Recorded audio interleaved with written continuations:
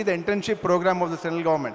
You see the state government, as he rightly said, the 18th floor skill center which I visited last time, duly collaborated by Technical Institute of Singapore. It's one of the best in the world, and we are path breakers for skilling in India, and we should take forward this opportunity and this type of programs what we are organizing here, particularly for the students who are listening to me. Please take this opportunity, please leverage the potential, and I would like to state that in this Milli GMR Aero Academy, which was established in 2009, it is now almost 22 years, we are doing international accredited courses of International Civil Aviation Organization, International Air Transport Association, the Airport Council of India, Airport Council International, we have DGCA, we have BCS, we have airports and non-airports functioning. If you see the airport subsystem and the ecosystem, we have about a lot of verticals in which the skilling can take place. Right from the airport operations, you take ground handling, you take the ticketing. You have a big opportunity in MRO, in technical skilling. We have a biggest MRO here in Hyderabad, GMR MRO. And along with that, we have a GMR Aviation School, which is a 147 school, which is accredited to DGCA and EASA of Europe. We are offering 4 years course, in which 2 years are theory and 2 years are practical in MRO of GMR. So these are the initiatives and things, and the opportunities are abundant. We need to tap it, and if you see the type of requirement of jobs, it is around 50,000 jobs per year, which is going to accrue for all of us. We need to work together. And as industry where I am representing, I was in the Air Force for 40 years. I retired as an Air Marshal in the Indian Air Force under Ministry of Defense. I had a lot of opportunity to serve there. Now I want to give it back to the society here, to the industry and to the state government of Odisha. And it's very heartening for me to collaborate and also make a path-breaking, skilling initiative along with the state government of Odisha. Thank you very much. Thank you, sir. I think you have clearly mentioned, and I will again repeat to dear students, that there are huge opportunities in aviation and aerospace, and we will be partnering with the right kind of people, and will be facilitating that you can choose to be in aviation and aerospace. Thank you, sir. Now I will come to Manishji. You are from technical background, SAP, President and Managing Director, SAP India. So we have a mix of, panel where people from different background, they tell about their sector. So initially, there are a lot of discussions that initially IT and ITES changed the jobs. But now even ITES is changing itself. So there are, because of AI and other technologies, so this landscape is also changing. So what will be your take on this? How students or institutions, they can prepare themselves to face these changes, or I will say disruptions? Manishji. Sure, thank you so much. First of all, a big thank you. Absolute privilege and honor to be here. Sincere gratitude to the government of Odisha, government of India for such great initiatives. For me, I'm coming back to India after a decade or so, and things are so promising, right? Let me start from there. Very interesting question, but before I go there, I just wanted to let everybody know that when we go and attend global forums, and it comes to technology, we always talk about India as the oldest civilization with youngest population. And I can tell you that any change in technology that is happening is good for us as a country. And the reason why I say this is because inherently technology comes to us as a part of our culture. And the amount of changes that we have seen in terms of technology impacting the careers and the lives of communities and human beings have been pretty significant as such, right? So I think that's the starting point. Coming back to technology, let me give you, let's see the evolution of technology over the last 4 decades. The way we talk about Industry 4.0, in many ways we are in Technology 4.0, right? And if you ever think that the pace of change of technology is the fastest today, let me tell you that in future, this is the slowest that we have ever witnessed. So that's the precedence that we are talking about, right? Now coming back to your point about IT, ITS, look, at the end of the day, IT started as an enabler to business. We would go and automate a process, we would go and automate across industries, we will probably go and look at a procurement process, we'll go and look at a sourcing process, we'll go and to look at a recruitment process. Those processes were all automated by IT. Today we have got into a world where it is not only about automating a process, it is about accelerating the impact of that process to a business efficiency. And this is where the role of AI becomes extremely important. And I think as students, as communities, it is extremely important for us to realize that AI is here not to eliminate jobs, but it is here to supplement and create more efficiency. I was in a global forum about 3 weeks back, and somebody was telling me that if you look at 1940s, the roles that were available in 1940s, and the roles that are available today in any segment, about 75% of new roles have got created. So while the IT, ITS, DNA has changed, what it is bringing in is that please start using technology in the context of business outcome, in the context of society and the impact that it can have in society, it can have in terms of impact to communities. And there are two areas that we absolutely need to understand. One, there is no business today that can probably sustain without the impact of IT.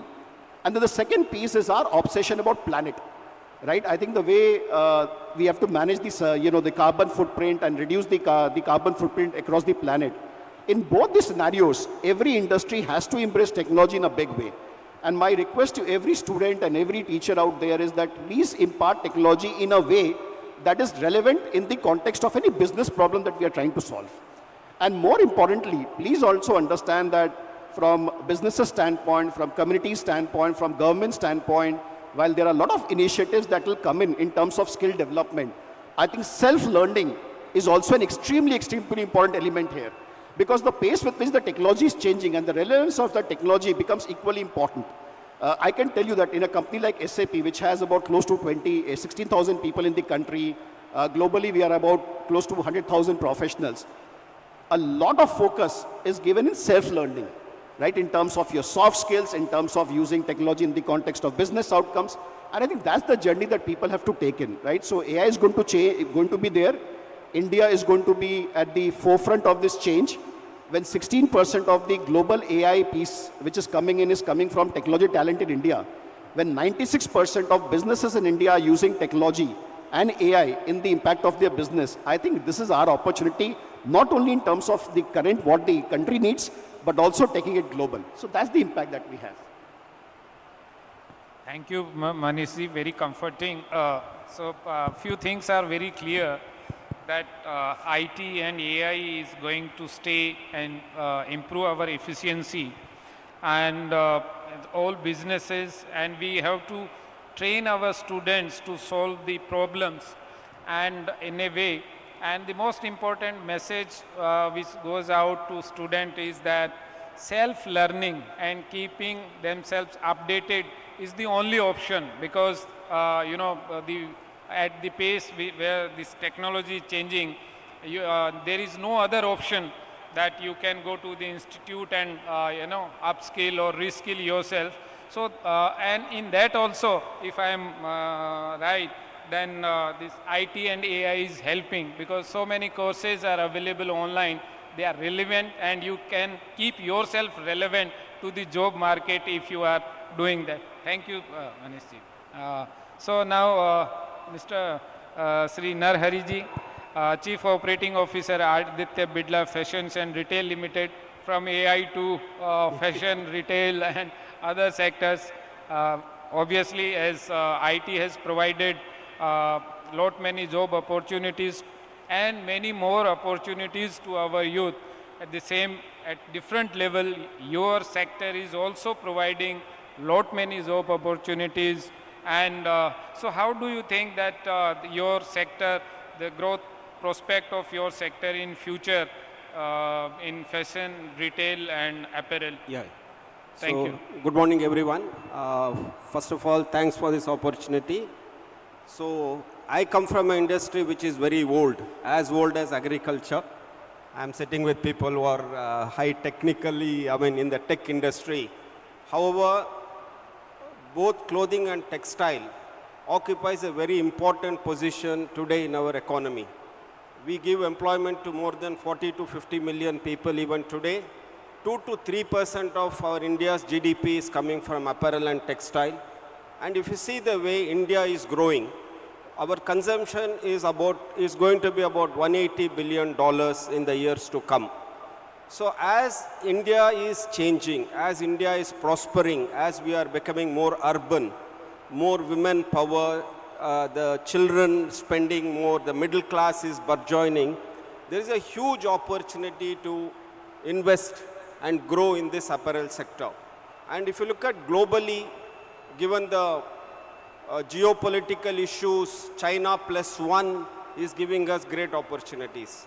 So apparel sector, even though it is a very old sector, there is technology which people are embracing, both in supply chain, in design creation. In fact, in our company, Aditya Birla, all our creation is through AI now. So industry should know how to convert these AI ideas into reality.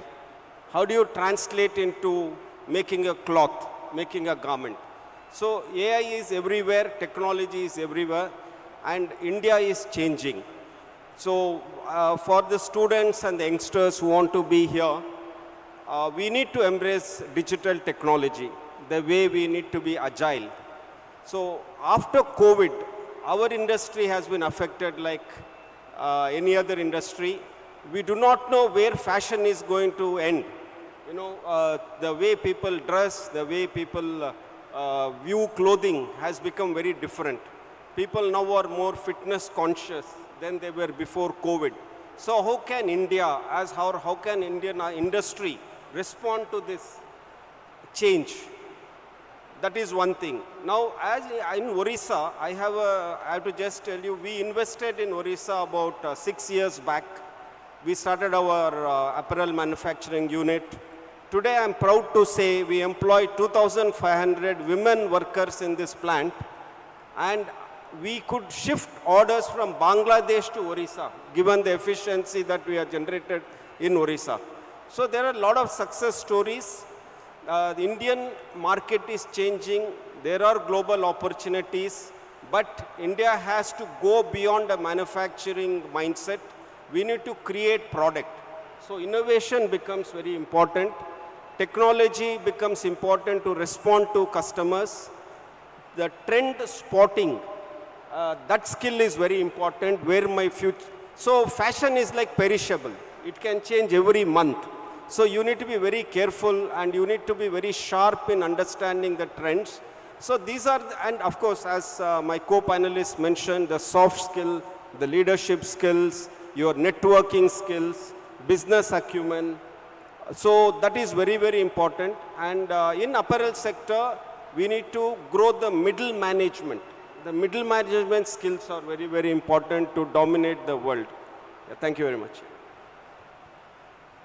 Thank you. I think you rightly mentioned that yours is one of the oldest industry, but with bright future. Thank you for assuring that.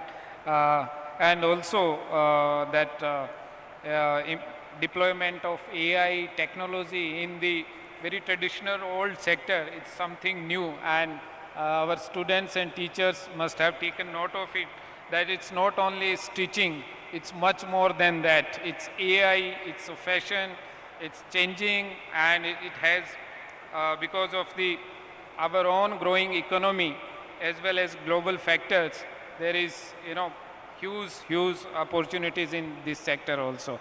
So now to Mr. Dheer, our bread and butter sector is steel and mines, and you represent Chief Executive Officer, Tata Steel Technical Services. So from that sector, as we know that earlier 1 million ton steel plant used to employ around 30,000 people. And now I think 5 million ton plant may be around 6 to 7,000. If I am correct, you can correct me if I am wrong. So, and our capacity as of now is around 30 million ton, especially in steel sector, and going to be 100 plus in next few years. What will be your take on that? How is there any big change in the technology, job roles in the steel making or processing or downstream or ancillary? How should we prepare, or our institutions should prepare for that change, if any? Over to you. Thank you, sir, and good afternoon, everybody. One of the oldest in terms of the sector. If you talk in terms of productivity, I think the benchmark would be close to about 1,500 employees per ton of crude steel made. So anywhere between 1,500 to 1,800 is where the world is, the best performers are kind of performing. And if I were to look at the advancement in terms of steel making, I think the buzzword is sustainability and green steel. There is nothing different. We already talk of green hydrogen a little while ago, but I think green steel manufacturing techniques, how to convert steel from, renewable use of renewable energy, not using the traditional coal-based stuff. These are the advancements that are there in the steel sector. And I think from advice to the institutes and the students, I think it is important for us to keep tracking the statutory and the regulatory norms that are coming. Because one is about sustainability. The other is the regulatory norms being so fast changing and our adoption of a lot of them through the global sector.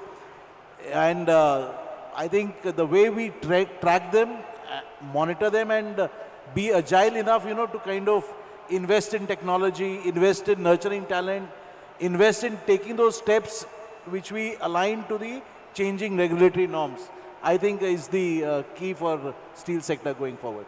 Thank you. Thank you very much. I think there is paucity of time, so I will not go one by one. So I will just request esteemed panelists final words of wisdom that how we can improve our skilling ecosystem. So we can start with, yeah. Yeah, basically, if we want to collaborate, we need to improve, as all the panelists have told, on AI. AI is a very big thing, and if you see in aviation, it actually optimizes the flying routes, it optimizes the cost, it optimizes the fuel, it gets the carbon neutrality, which is a national aim, and also it teaches the skills to the students, and very important, and thereafter prepares them for a steady career in aviation and aerospace. If you see the youngsters who are coming to our, who are plane graduates, we teach them all the basic skills in airport operations, we teach them airport engineering, we teach them innovative skills, and also means of communication, how to communicate. It's very important for us. If you want to go big on the international stage, the youngsters need to communicate. They need to articulate what they know. The weak point is that today we need to improve that skill. So we are giving additional classes in the realm of the syllabus and curriculum to do the skilling in communication and also how to articulate. And then we need to ensure we need the simulators and other equipments which will save very, very important costs of actual operations. And it will also prepare the pilots, the aviators, the skilling personnel, the airport professionals and other people ready so that we don't spend much of time in actual training. In Air Force also, we lay a lot of emphasis on simulator training and also on AI models. So we need to stress on this in the future if we want to go really global. And I'm sure we are in the right frame, and the youth of Odisha should ensure all the opportunities are leveraged, what we all offer. And we are all set for you and all ready for you to take you to a different level. Thank you. Sure. Look, I'll probably speak in the context of technology. So 3 things that come into my mind. One, keep on trying new things, right? I think technology has a lot of power. If you look at the business models of Ola, Uber, Oyo, Make My Trip, I mean, pick up any of these business models. They are all asset light, but they all come through an idea, right? And it's always okay that in the digital world, as you're going in, every idea may not be successful, but keep trying, right? Failure is an option, right? Failure is an option in terms of trying new ideas. Be entrepreneur, but make sure that whatever you do, you give your best there. And I can tell you there are so many ideas that are coming in, and the way the technology can be perceived and used will only require and give you the required benefits and dividends. So I think as long as you're taking technology as a learning curve and trying new things and not afraid to fail a few times till such time you succeed, I think that's the mantra of a new digital world that we are seeing within ourselves.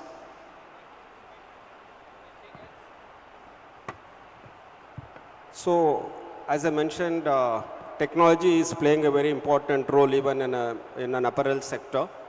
So, AI for creation, digital tools for creating an agile supply chain, understanding customers, so the data analytics, consumer behavior, their buying pattern, their spending pattern. So, you need to have a lot of data analytics skills to be successful in the retail market. Finally, how to be sustainable. How do you create sustainable products? Because world is becoming more and more responsible. Consumers are demanding brands to be responsible. There will be legislations which will force us to be responsible. So there is technology. How do you create materials without much of waste? How do you recycle? How do you upcycle? These are all the technologies which apparel industry definitely needs to capitalize on the opportunities that is available in front of us. Thank you.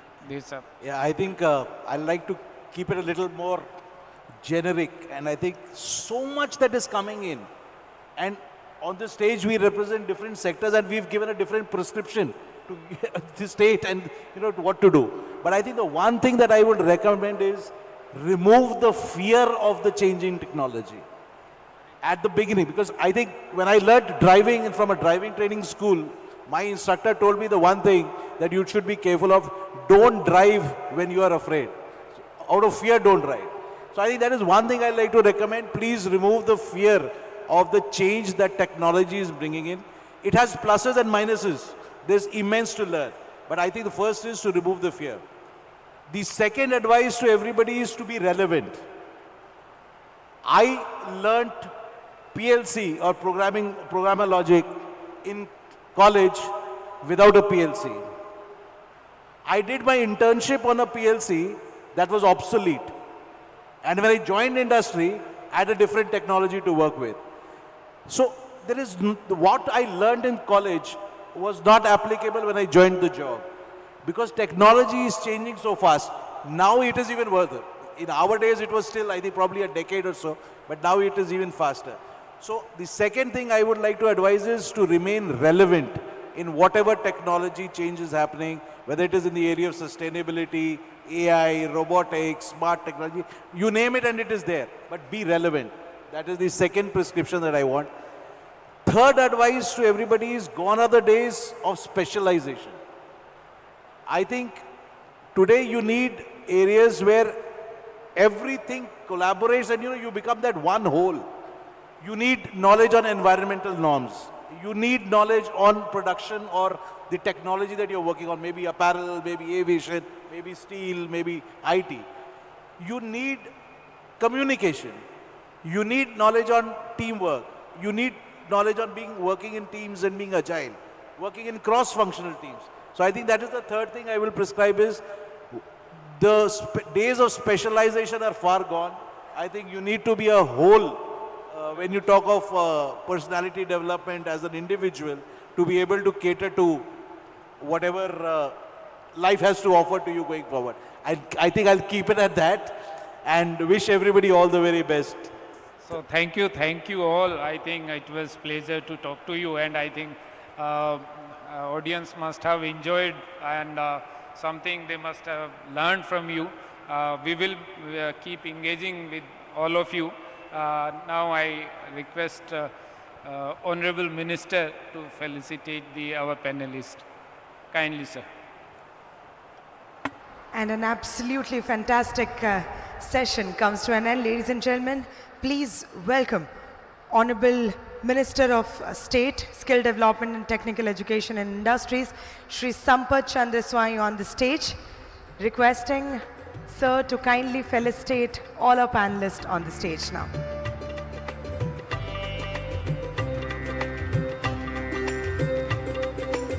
Ladies and gentlemen, our dear partners, participants and invitees, requesting all of you to please be with us.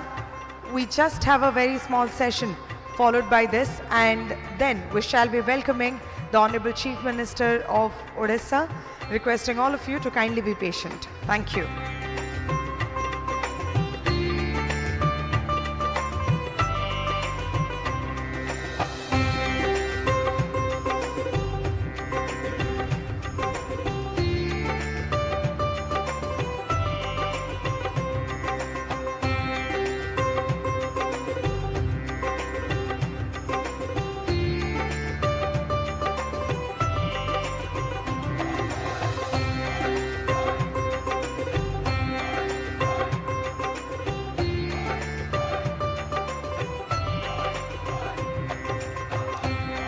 Requesting all our panelists to kindly join in for a group photograph. Once again, ladies and gentlemen, we'd like to thank our moderator and our panelists for coming together for such a brilliant session, and thanking Honorable Minister for doing the honors of felicitating our panelists. Thank you so much. Requesting all of you to kindly take your seats off stage. And now, ladies and gentlemen, we shall take a minute for a quick session changeover. The next session will be Skilled in Odisha, Local to Global.